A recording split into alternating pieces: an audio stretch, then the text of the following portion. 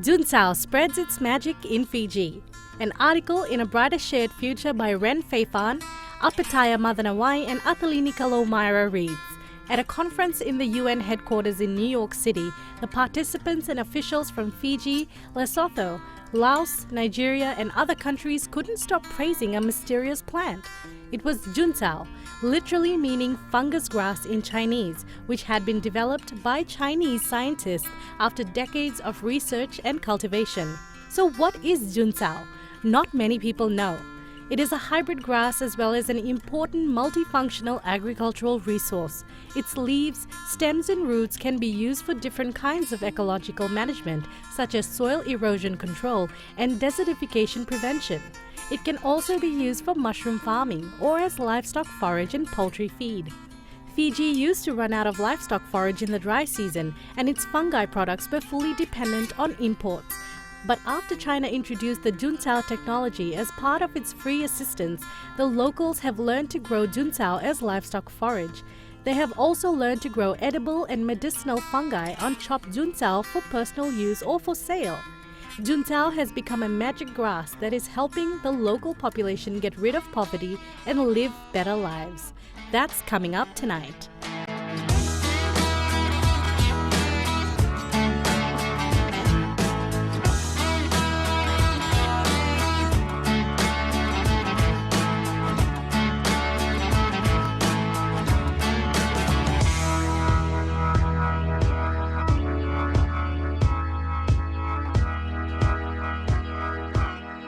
The Fiji Crop and Livestock Council are a cabinet-mandated body that was formed in 2010 and launched by the Honourable Prime Minister in 2013.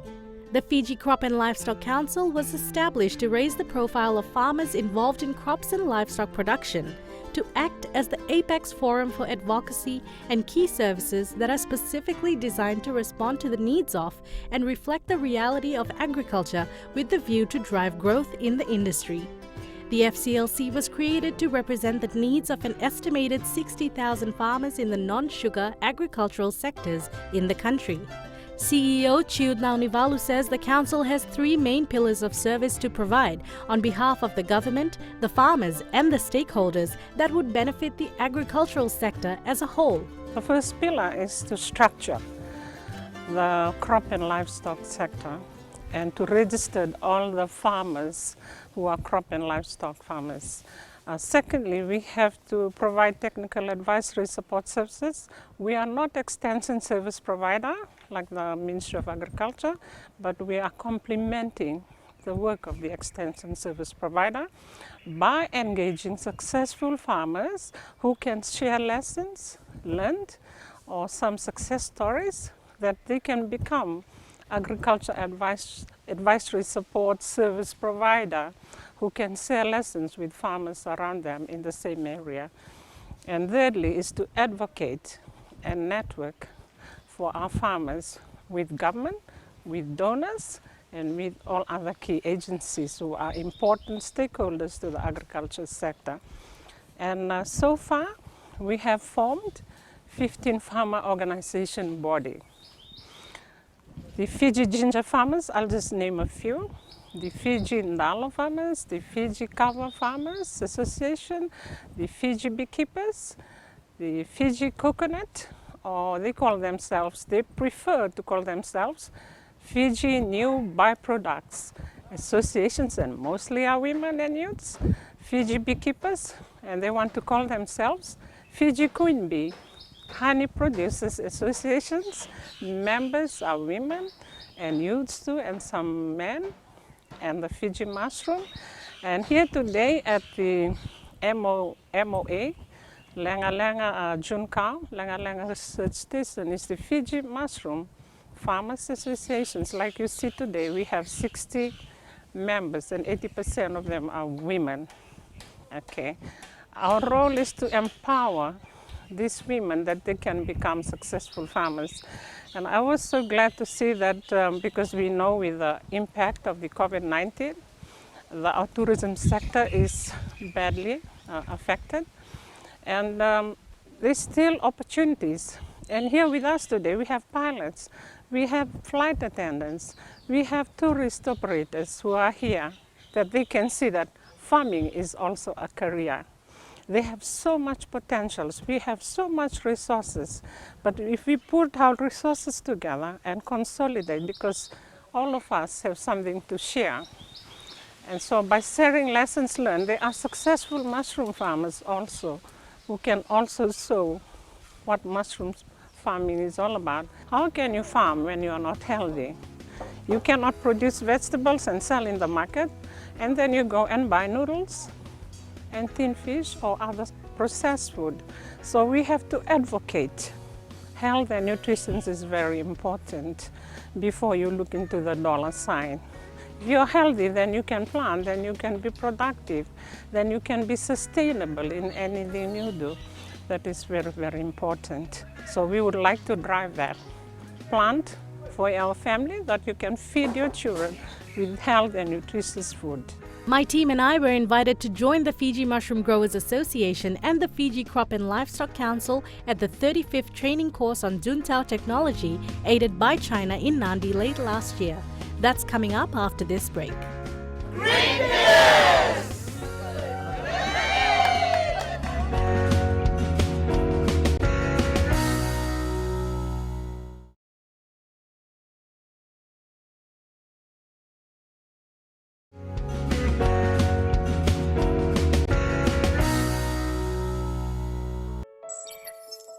What is Junsau technology?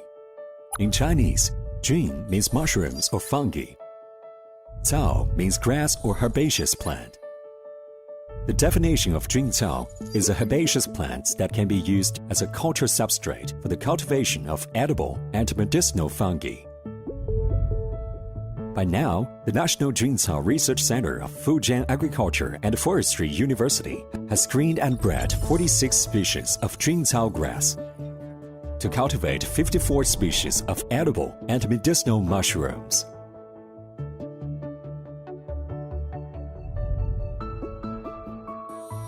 Junsau technology refers to the techniques that utilize Junsau grass as the medium, substrate, or raw material through the decomposition, promotion, and symbiosis functions of fungi.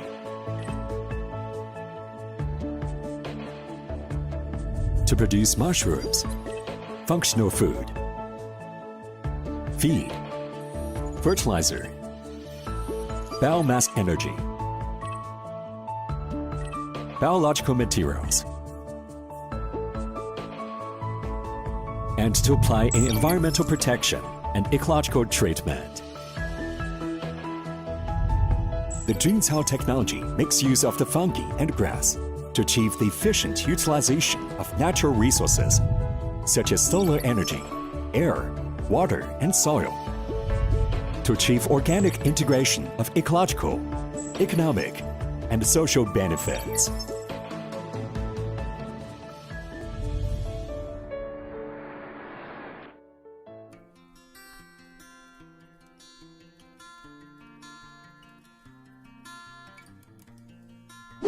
The Fiji Mushroom Growers Association have a vision to grow good quality mushrooms sustainably.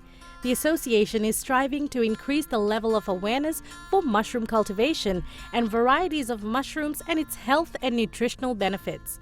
The association are continuing to work with the Junsau Center to learn how to produce their own mycelium spores, capitalize on funding to acquire a machine to crush Junsau grass for substrate, pasteurize it and bag them into tubes with mycelium, and working with the Junsau Center to train a handful of growers to teach mushroom cultivation vetted by them.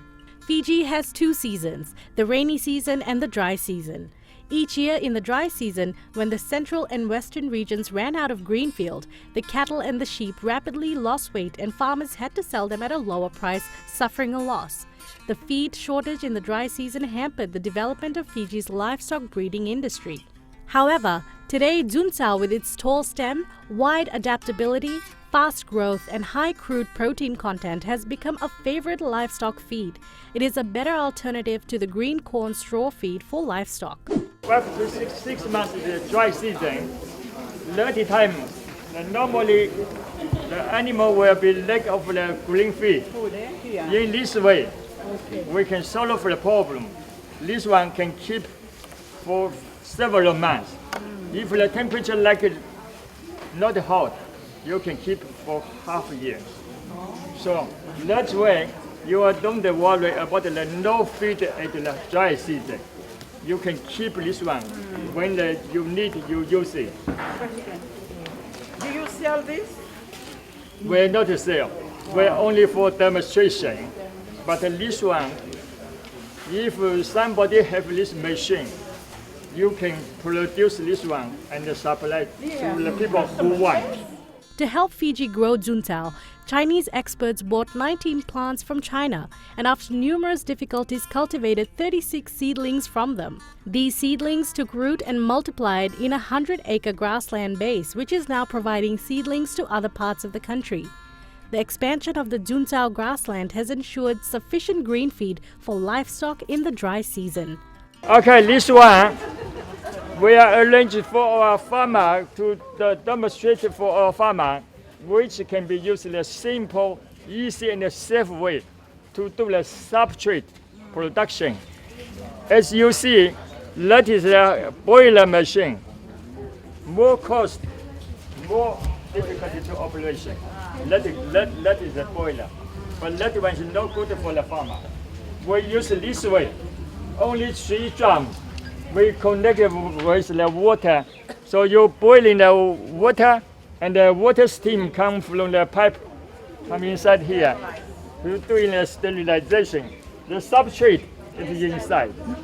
So in this way, we can say it's cheap, easy, safe, good for our farmer.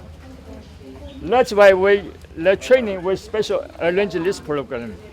So our people wanted to make the substrate. This is the way. And later, if you people you want to do this one, any problem, the technical problem, you ask me.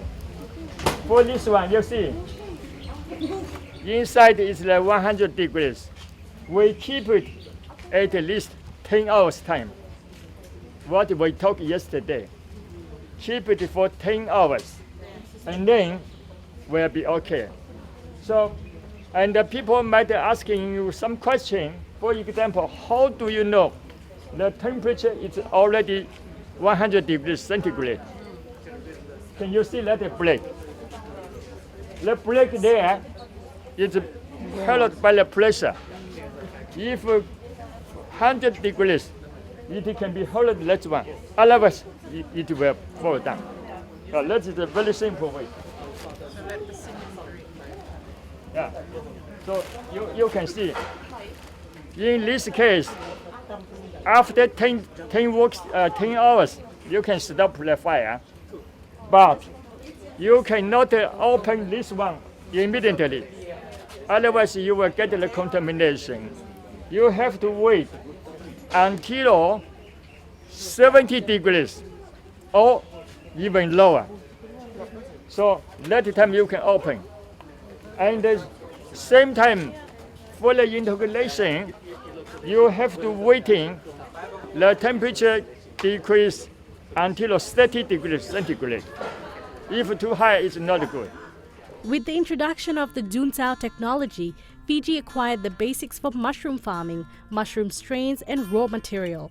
However, to grow mushrooms successfully, one traditional problem had to be sorted out first: the local climate, which is not conducive to mushroom growth.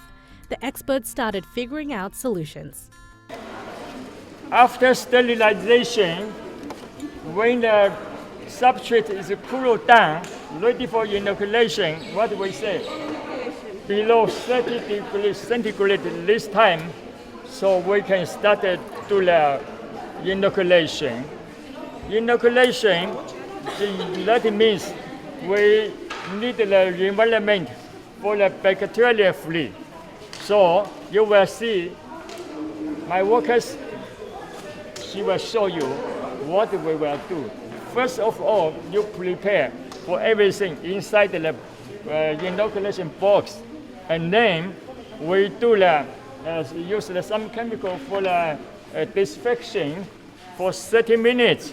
And then you can start your inoculation. But before your inoculation, you have to wash your hand and you Even you change your clothes, the space should be kept clean. And this one, after this one, go to the incubation room. Okay. For incubation for about 5 weeks time, and let the mycelium to grow. Before you plant your mushroom, you have to prepare your shade. And then, after you prepare the shade, you dig the trench in the ground. The trench should be 1 meter wide and between 15 to 20 centimeters deep. Depends on the different soil condition. If the place is very wet, might only 10 centimeters even not needed the trench. But if the place is dry, you can make it 20 centimeters.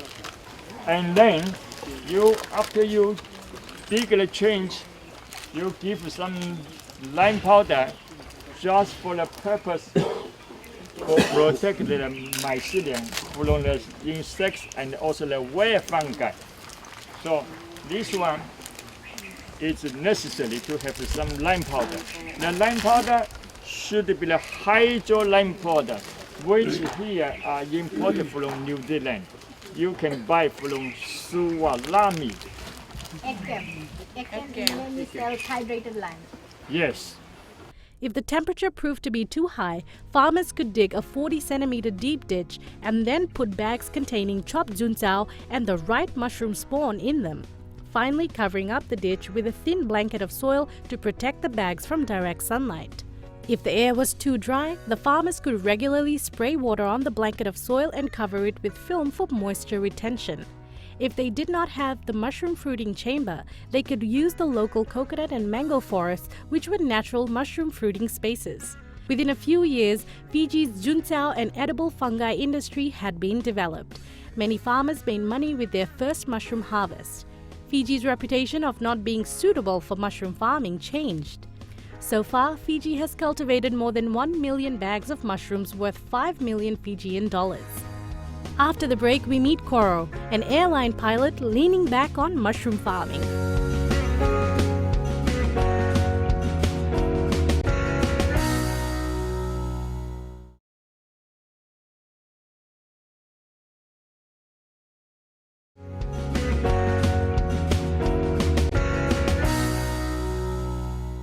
The Fiji Mushroom Growers Association started just over 2 years ago and has been growing steadily with more and more mushroom enthusiasts interested to become shroom farmers.